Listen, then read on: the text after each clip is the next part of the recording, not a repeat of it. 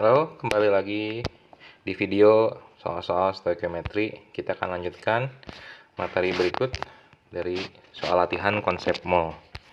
Oke, ini soal pertama.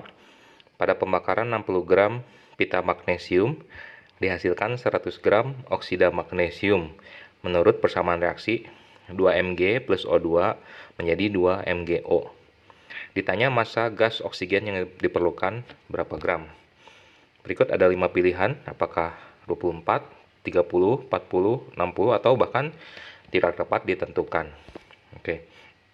Pertama, kita tuliskan dulu persamaan reaksi yang diberikan oleh soal, yaitu 2 Mg plus O2 jadi 2 MgO. Kita tuliskan data diketahui untuk magnesium banyaknya 60 gram, sedangkan untuk magnesium oksida sebanyak 100 gram. Dengan hukum kekekalan massa, kita tahu bahwa massa zat sebelum reaksi dan sesudah reaksi harus sama. Berarti massa zat sebelum reaksi yaitu massa Mg dan oksigen harus sama dengan massa zat magnesium oksida. Diketahui massa magnesium 60 gram dan massa sesudah reaksi 100 gram, sehingga kita dapat mengurangkannya dan memperoleh massa oksigen yang diperlukan untuk bereaksi adalah sebanyak 40 gram. Jadi jawabannya adalah yang option C. Oke, next. Soal berikut. Reaksi-reaksi di bawah ini yang tidak memenuhi hukum kekekalan massa adalah apakah A 8 gram H2 plus 10 gram O2 menjadi 18 gram H2O, atau B 12 gram karbon ditambah 32 gram oksigen menjadi 44 gram karbon dioksida, atau option C, atau option D, atau mungkin option yang E. Nah, oke, kita analisis terlebih dahulu. Kita lihat dulu jumlah berat zat sebelum dan sesudah reaksinya. Kita periksa dulu. Ternyata untuk kelima option ini ternyata massa zat sebelum reaksi dan sesudah reaksi sama. Oke, jadi bagaimana kita mengetahui mana pilihan yang salah? Nah, sekarang kita menggunakan hukum perbandingan tetap. Kita lihat untuk H2O, untuk option yang pertama. Ternyata pada 18 gram H2O, karena massa hidrogen 1, sedangkan massa relatif oksigen 16, berarti untuk 18 gram H2O itu perbandingannya, kandungannya adalah 2 gram hidrogen dan 16 gram oksigen. Nah, sedangkan ini di option A ini ternyata diberikannya 8 gram hidrogen dan 10 gram oksigen, tidak sesuai dengan perbandingan tersebut. Jadi jawaban yang salah adalah untuk option yang A. Oke, next. Untuk soal berikut, kita lihat. Peristiwa reaksi kimia sehari-hari di bawah ini mengikuti hukum kekekalan massa, kecuali apakah A. Massa arang kayu yang dihasilkan pada pembakaran karbon selalu lebih ringan dari massa kayu mula-mula sebelum dibakar, atau B. Massa abu kertas yang dihasilkan dari pembakaran kertas sama dengan massa kertas mula-mula sebelum dibakar, atau yang C. Bahwa massa karat selalu lebih besar dari massa besi mula-mula sebelum berkarat, atau yang D. Kapur sirih, kalsium oksida, bila dibiarkan di udara terbuka massanya akan bertambah karena berubah menjadi batu kapur kembali atau kalsium karbonat, atau option yang E. Karena proses fotosintesis pada tumbuhan, maka massa tumbuhan akan selalu bertambah. Oke, kita lihat untuk option yang kedua. Kita punya kertas. Kertas akan bereaksi dengan gas oksigen, kemudian setelah bereaksi akan melepaskan gas karbon dioksida yang akan langsung lepas ke udara.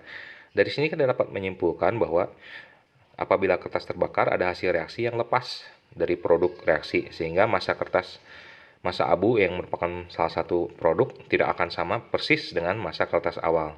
Jadi jawaban yang benar, jawaban yang dipilih perkecualiannya adalah untuk yang B, karena di B itu dinyatakan bahwa massa abunya selalu sama. Nah, ini kurang tepat ya, karena ada gas yang lepas. Oke, kita lanjut ke soal berikut. 9 gram aluminium dapat tepat bereaksi dengan 8 gram oksigen, membentuk 17 gram aluminium oksida. Banyaknya aluminium oksida yang terbentuk bila 72 gram aluminium direaksikan dengan 72 gram oksigen adalah berapa gram?